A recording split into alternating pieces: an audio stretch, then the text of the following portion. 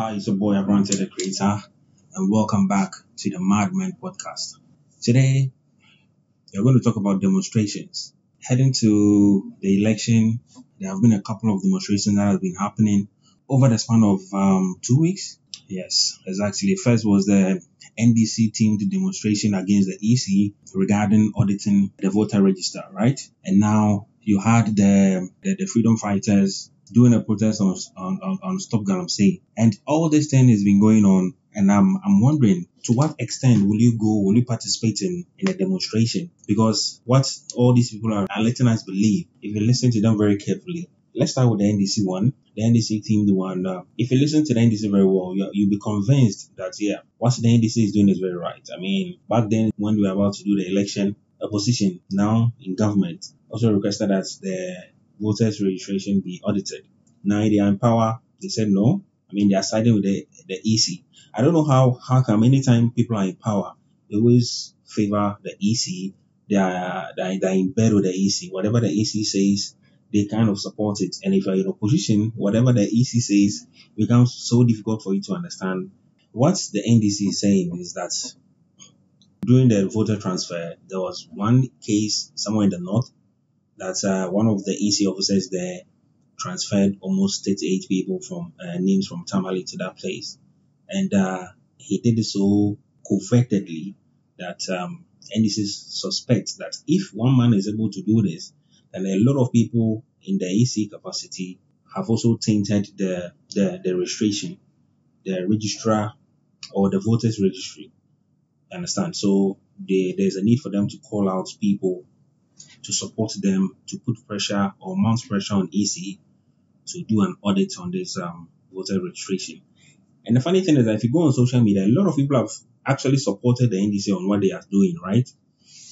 All the civil societies engagements, they are all in support that, okay, well, what the NDC is saying is true. I mean, there's no point there's no harm if we audit this voters registration.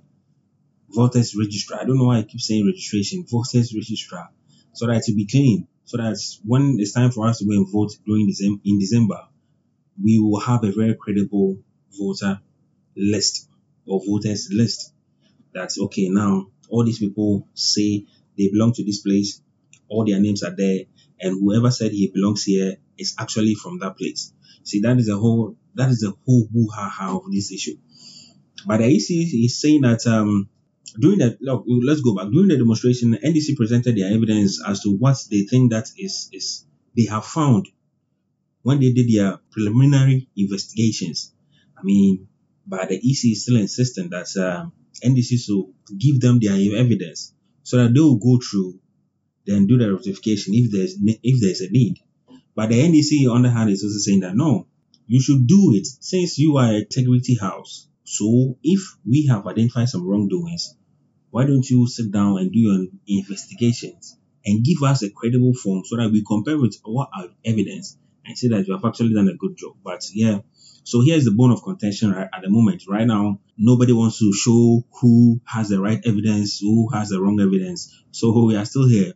The EC2 is saying that I'm not sure they are going to do any audits on this, or they are going to act on NDC's demand. So we are having a bone of contention at the moment.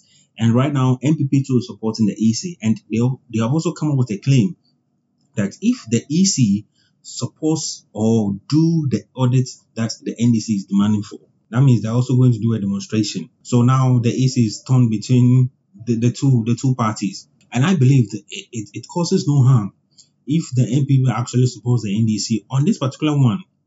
The rest of the political parties that are going to contest for this election supports the NDC to do an audit on this particular voters register, and it will be of good benefit to all of us. So another issue is about the demonstration that happened on Saturday, just this last week Saturday, and this one happened at 37 Military Hospital, the runabout around the area.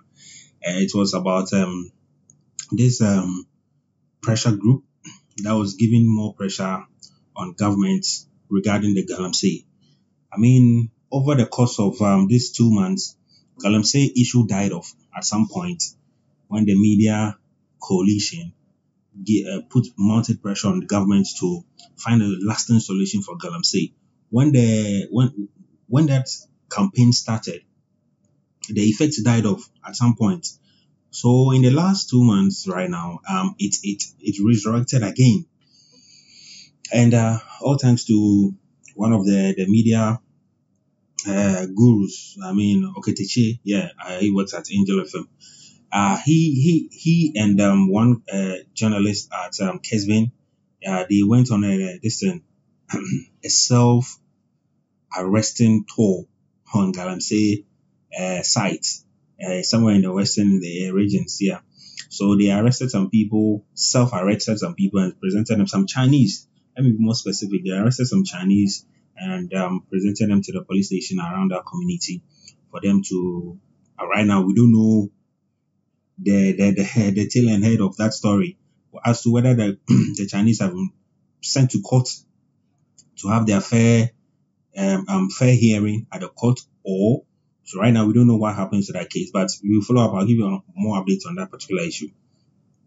So, like coming back to, like I was saying, coming back on to the Saturday demonstration that this pressure group had, they demonstrated vehemently. I mean, there was a video of a 62-year-old woman who was aggressively talking about how Galamsey will have a bad effect on him and his grandchildren, who will be the future leaders. And it's true. I mean, there was another topic that was trending, that Don Simon on X, on the X app. If you take the color of the water, if you compare it to the original Don Simon, the fruit juice, you will see very resemblance. If somebody don't tell you that this is actually what Galamsey water, you mistake it for a fruit, orange juice or mango juice. So that was also trending. So these people had a demonstration on Saturday, and it was very peaceful at some point. Yeah, it was very peaceful, but it ended up being violent at some, getting to the tail end of the demonstration. And this was because of the police involvement. At some point, the videos we saw online, I didn't attend the protest, but the videos we saw online, we saw that the way they did the demonstration, that they blocked the road, cars couldn't go, cars couldn't come. They did a human barricade. So they held hands and went around the roundabouts at 37 Military Hospital there. So blocking cars from coming and going. So it became a very huge challenge for traffic users. So the police had to intervene, and it got a bit awkward at some point, because now police were just randomly arresting people. There's a video of our governor, who has had his fair share of herself in Ghana and the Ghana Law School. I mean, that's a topic for another day.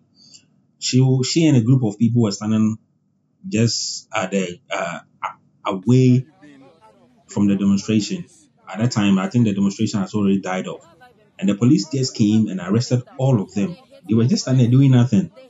It wasn't like they were still holding placards or shouting on top of their voice or making any gestures. They were just standing there, and the police came and arrested them, just like that. And this morning, when I was reading information, the follow-up information on these things, the lawyers of these people came to the police station to try and have a conversation with their clients, just so they can bail them or set them free. But from what I read, they have not been able to grant the lawyers that opportunity to have that interaction with their clients in the prison cells. So as I'm doing this video, most of the protesters are still in the custody of the police, and according to the police, they say they are processing them for court. That demonstration, they were expecting a lot of people to come, just like the NDC's own. NDC, a huge number of people attended that particular protest, and that was that number that ended up one of this spearhead of demonstration got arrested because he broke into the National Cathedral site, opened the doors. It's still under construction, so they have barricaded the whole place, and it's under lock and key. He managed to break into the lock and key and open the gates for the protesters to go into to have a swim. And I've seen some of the videos that people have swum in a 58 million most expensive pool in the world, $58 million for people swam in it. And it was still from that demonstration that this thing happened. So he was arrested because of that. Now, on Saturday's protest, a lot of people did not attend. Those who attended, yes?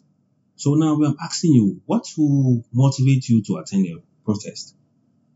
We have a few months to election, few days to election, because I've seen most of the TV stations are doing a countdown to the election day. And what do you think these demonstrations are going to solve? Let's be very honest with ourselves. Now, all the allegations, the Galamsey allegations, the government seems not to be doing anything about it.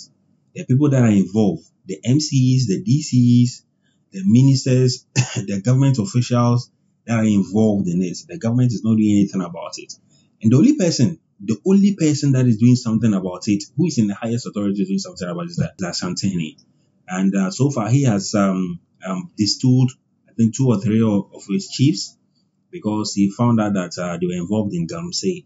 So he's the only one doing something serious about it, aside other pressure groups that are self-arresting people when they find them in the Galamsey site. I remember one community like that. They went to the sites and burnt down the excavators and sacked all the people from the Galamsey site, and instructed them that if they find them here next, they are not going to take it more lightly. Maybe it's going to be more bloody. So the government is not doing anything about it. Opposition is not saying, you see, the opposition, they are not giving us any clear path as to how they are going to stop Galamsey. NDC have not given me any clear path on how they are going to stop Galamsey. MPP, no, they are in power. No, they have not done anything. It's just even worse under their governance. So what can you do to stop Galamsey in your own small way? This is a serious question that is lingering about, because right now, I think last 2 weeks I was in Cape Coast, and the water system is not a joke. People are finding it very difficult to get clean water to drink. The things are happening in Western, and it's trickling down to all the way to Cape Coast. And very soon it's going to be in Accra. We are going to have now Ghana Water Companies finding it difficult to distill the water for you and your entire household to get clean water to drink. Even before, when this issue was not an issue, we didn't even trust the Ghana Water Company that they are giving us clean water. And now that is becoming a serious problem. They are even coming out to be throwing cautions out that we should be very careful of what we are drinking these days. The clean water that you think is clean is not clean that much, because most of this water, they get them right there from Ghana before they try to distill them and they start selling them. I know most of our leaders, they import their water. So they drink clean water, they import them from outside the country to drink, whilst they send boys to the Galamsey side to destroy our water bodies. When I was young, I used to cross River Pra all the time with my dad. Even on the bridge, you could see the depth of the water when you are passing on it. But these days, people are with their champagne in the middle of the water. And if you are passing over the bridge, you could see them that they are on top of the water, mining. And yet our authorities have not done anything to curtail this problem. This is a serious issue that we are engaging in. And then I'm throwing to you out there. Tell me what you think. What should we do at this point? Because all the demonstration that we have embarked on is not working. Nobody seems to be listening. I don't remember any demonstration that people have attended that they have petitioned their issues as to the reason why they are demonstrating, and those issues have been solved. I don't know if you have experienced something that, okay, this demonstration happened and this was the reform that happened. Let me know. Understand? Let me know in the comments. Because now the demonstration is done. So what next?